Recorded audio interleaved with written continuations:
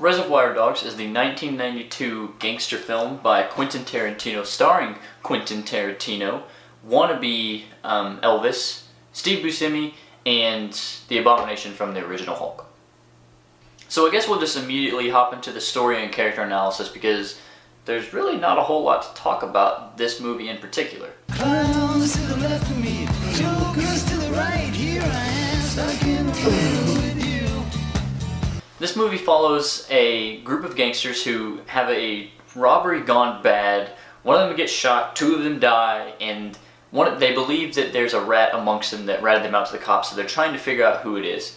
It's kind of told in an interesting concept though. It starts at the breakfast that I'm assuming is the morning before, and then it goes to right after when one of them is shot and the other guy is taking them to their warehouse.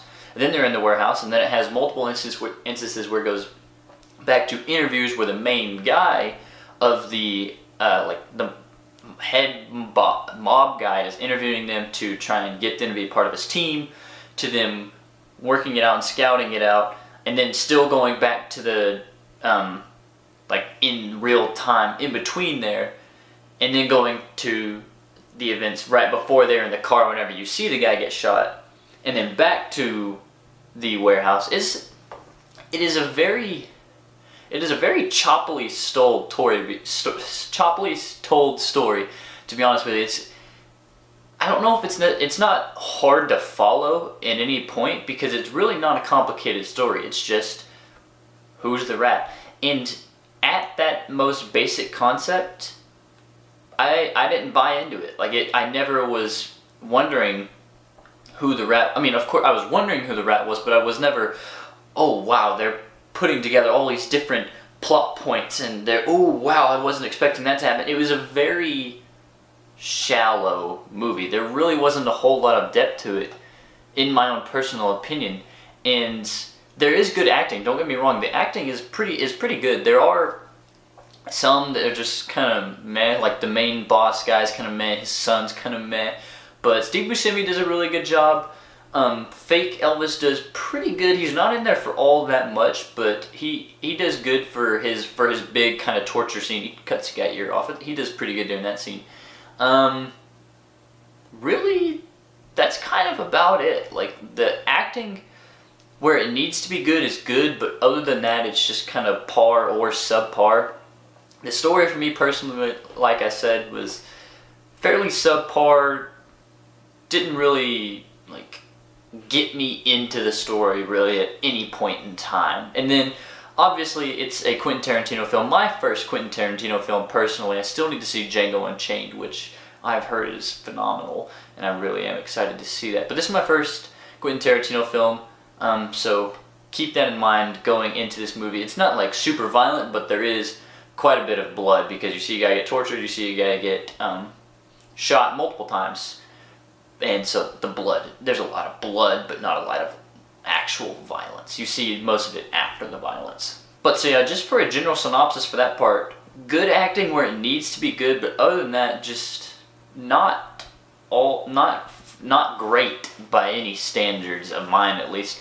And the story's just very surface level and doesn't really make you want to figure out who the rat is. You're just tell me who it is. You're not making me question anything or bounce back and forth from suspects. Just tell me who it is already. So it's, from a story point, it's really not all that good. Clowns to the left of me, jokers to the right, here I am, stuck in the middle with you. So now for an aesthetic talk. Just about, I would say over half, maybe even a full three quarters of this film takes place inside this same warehouse. And it makes sense for the story, it does. And then you've got the flashbacks like I talked about earlier, back to his office, back to different parts where they're setting it up. But you do see this one warehouse for a vast majority of the movie, so I personally didn't mind it. I know that it is, it can get kind of frustrating for some people to see it all in one place and not see it pan out around the city or around different things that are going on, but that's just the way the story was told.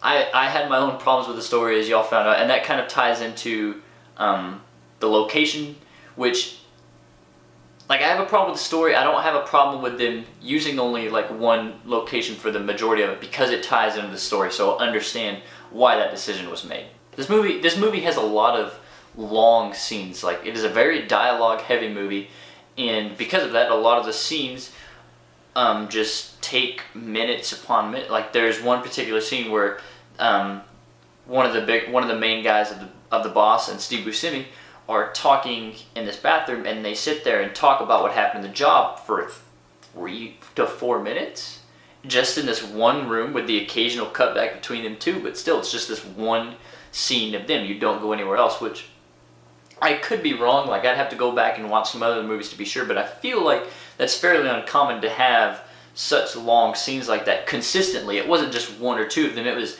almost all of them were were longer than normal scenes. And actually, you know what, I don't even really have anything to say about it. That's just how it was. I don't know whether it's a good or a bad thing. Obviously, there's a director's choice to do that, but I don't really know if it was a good or a bad thing because it doesn't affect the story or anything at all. For me personally, it was just a way of them filming it. It didn't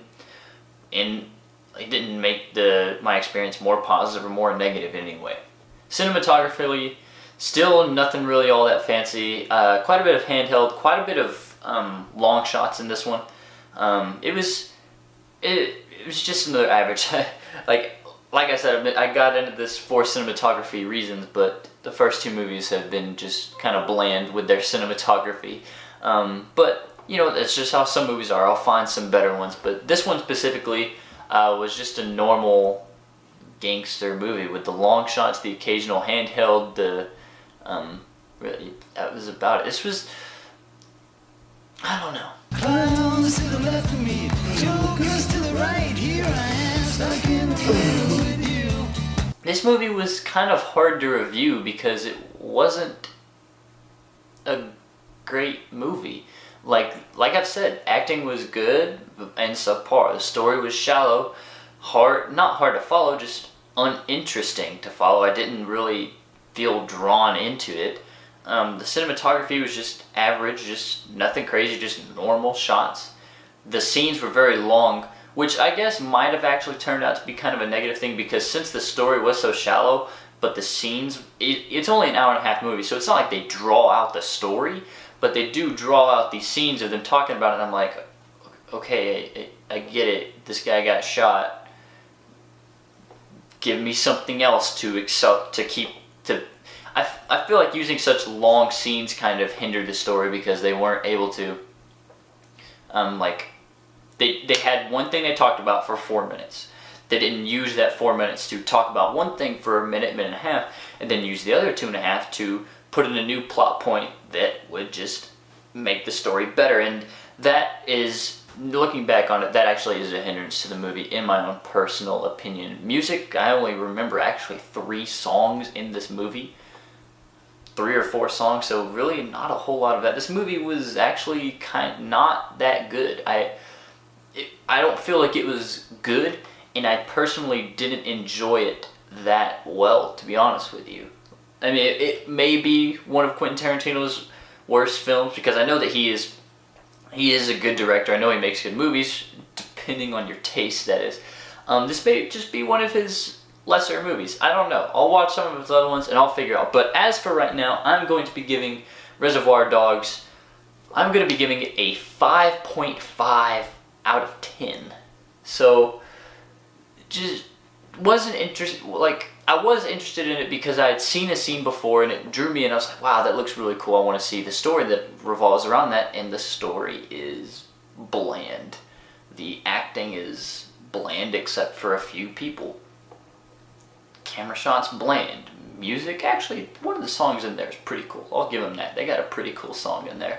But other than that, it's just a relatively bland movie that I just didn't enjoy for the most part. I was checking my phone to see the cast. I was like, all right, who can I compare these people to at the beginning of the video? So 5.5 out of 10. Wouldn't necessarily recommend it to anybody. If you guys want to watch it, go ahead. You can make your own. Tell me that I'm wrong. It's whatever. It's up to you. It's my opinion. You guys can express yours. But either way, I hope you guys enjoyed this video. Don't forget to comment below what other movies you would want me to review, because I'm open for suggestions and I'll watch whatever you guys want me to. So thank you guys for liking, watching, commenting. Don't forget to subscribe. Don't forget to comment. And as usual, it's been your boy, Joker. Y'all have a nice day.